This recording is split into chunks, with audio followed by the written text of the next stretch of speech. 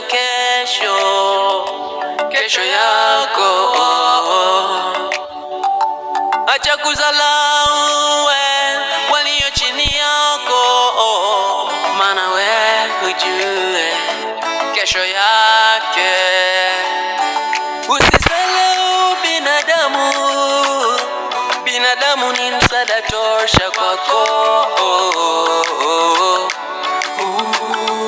Hii dunia imezungukwa na wanadamu. Usisalau binadamu.